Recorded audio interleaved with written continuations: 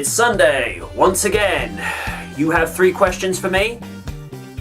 I might have 3 answers for you. That seems like a fair exchange. And this is a Rares edition. And let's see what 3 questions he's got for me. Number 1, what's your favourite extreme sports game? Tony Hawk, SSX, etc. It's a good question.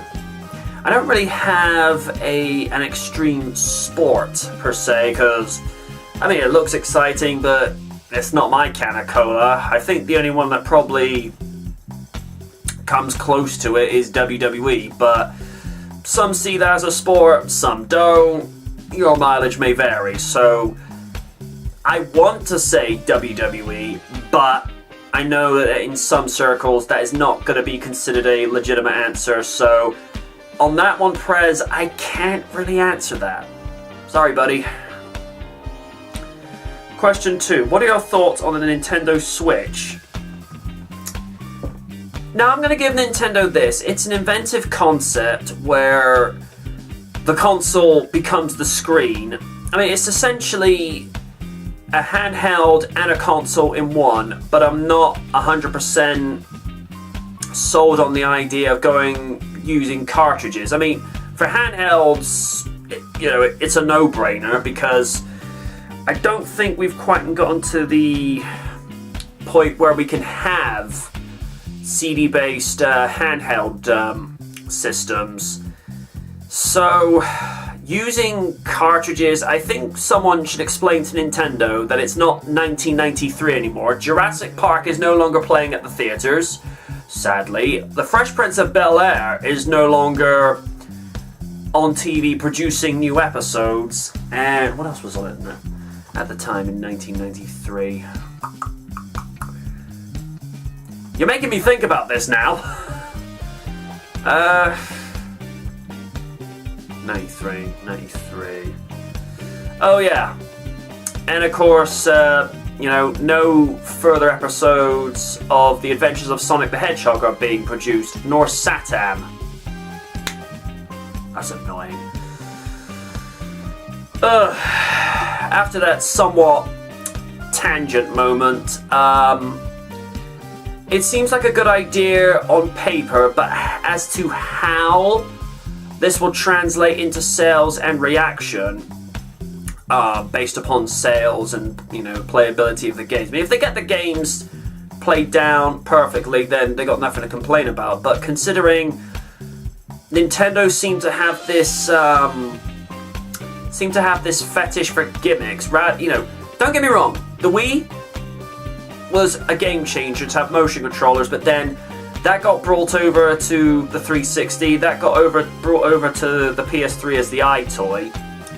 But a lot of people don't actually want it. It's good technology, but it could be used in better places, and there are a lot of people that would rather play games on a control pad. I'm one of those people. I'm old school. That's just the way I am. So, I don't know. Watch this space, but it doesn't look good. And his third and final question. It is confirmed that there will be a new Need for Speed game in 2017. Yes! And EA is taking suggestions from the community as to what should be featured in the next year's game. Do you think they will take the feedback seriously?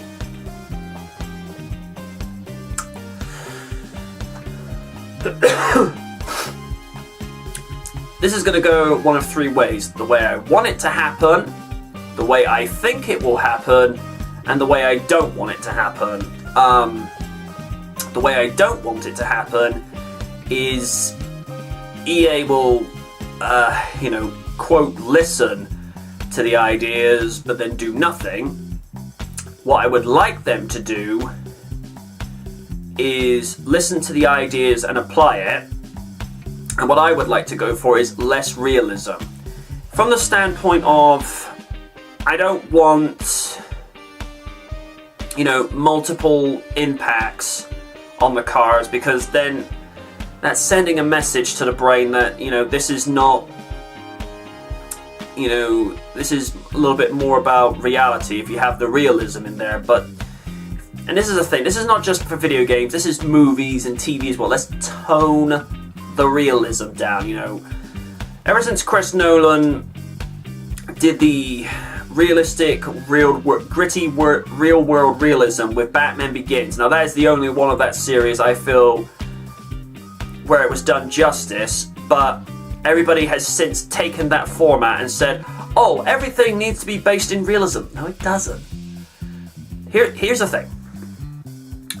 You've had a long day at work, or you've had a long day at school, college, whichever one that happens to grind your gears throughout the day and is taxing on your mind and your body. You want to come home at the end of the day, and here's what you do. Here's reality. Here's escapism.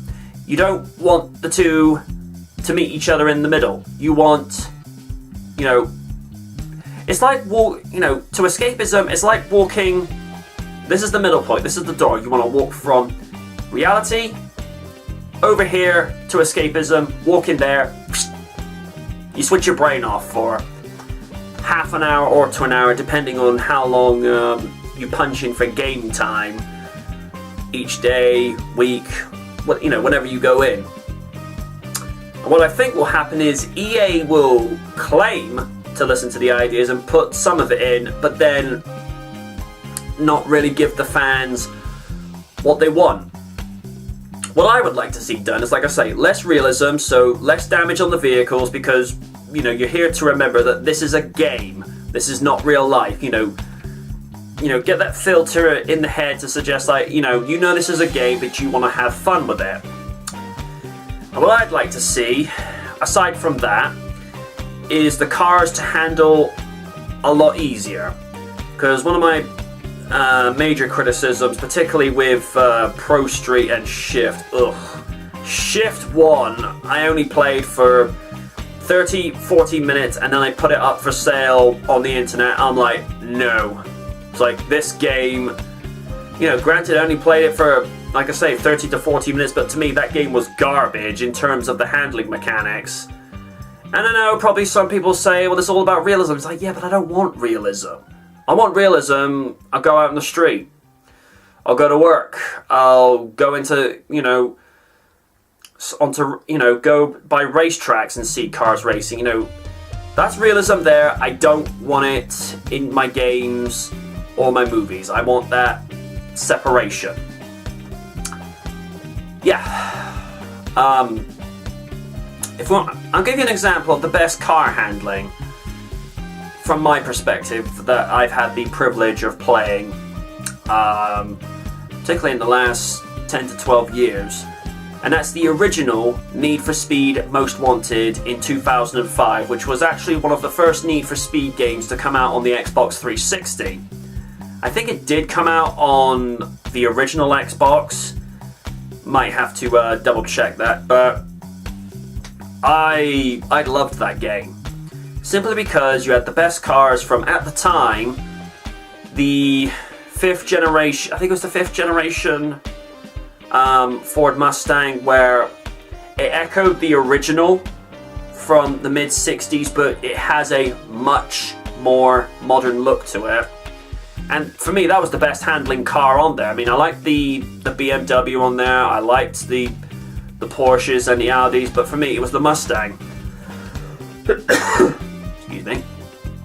And that, it was one of those games where story was not a heavy component. Yes, there was a story to the game, but you got more focused on, actually keeping your mind on the actual gameplay and not worrying about the set pieces that are going on. So that's what I particularly enjoyed from that, and that's the type of gameplay and storytelling that I think Need for Speed needs to get back to.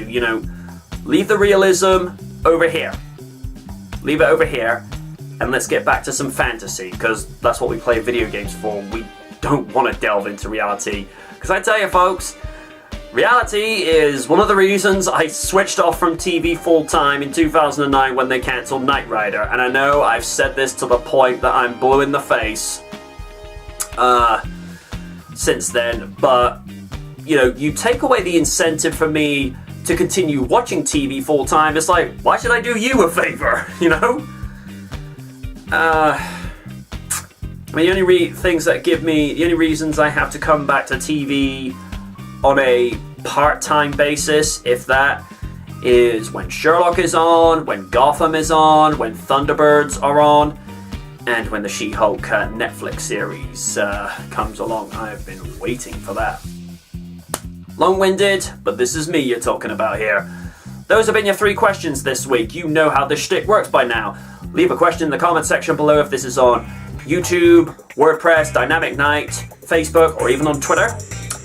And yeah, that's it. Thank you to the Prez for his questions, and I'll see you again next time. Ask again.